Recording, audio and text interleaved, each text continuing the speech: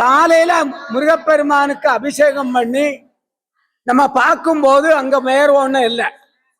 ஆனா நம்ம இந்த கந்த புராணத்தை தொடர்ந்து படித்து கொண்டு வருகின்ற போது 1 மணி அளவில் அழகாக 3 பேருடைய முகத்திலும் எனது வியர்வை கொட்டி கொண்டிருந்தது.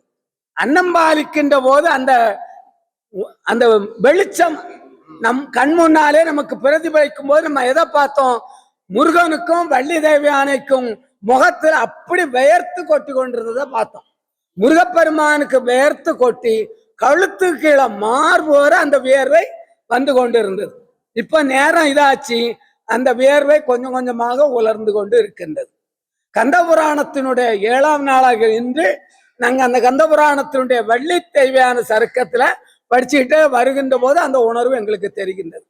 முருகப்பெருமான் அருள் எங்களுக்கு பேர் இங்க குமரேஸ்வரர், வள்ளி தெய்வான உடனுறையும் அருள்மிகு குமரேஸ்வர பெருமான் அவர்களுக்கு நாங்கள் இந்த கந்த புராணத்தை தொடர்ந்து பல ஆண்டுகளாக செய்து கொண்டிருக்கின்றோம். இதுவரையிலும் அந்த அற்புத காட்சியை கண்டது கிடையாது. ஆனால் இன்று நமக்கு அந்த அற்புத காட்சியை சிக்கலில் தான் இந்த வியர்வை கொட்டுவதை நாம் கேள்விப்பட்டிருக்கின்றோம், பார்த்திருக்கின்றோம்.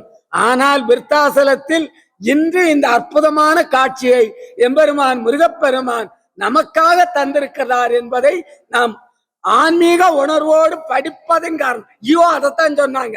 நீங்க இந்த 6 நாளும் அம்மா பார்த்து போயிட்டாங்க, நிர்வாக அதிகாரியும் பார்த்தாங்க, பார்த்துக்கிட்டு ஆச்சரியப்பட்டார்கள். உங்களுடைய பிரார்த்தனை முருகப்பெருமான் ஏற்றுக்கொண்டு தன்னுடைய உணர்வை வெளிப்படுத்தியிருக்கின்றார் என்பதை நாம் கண்கூடாக பார்க்கின்றோம். கந்த புராணத்தை நாங்கள் தொடர்ந்து எம்பெருமான் திருச்செவிக்கு பாராயணம் செய்து கொண்டிருக்கின்றோம். அந்த புண்ணியத்தை நாங்கள் இன்று அனுபவித்தோம்.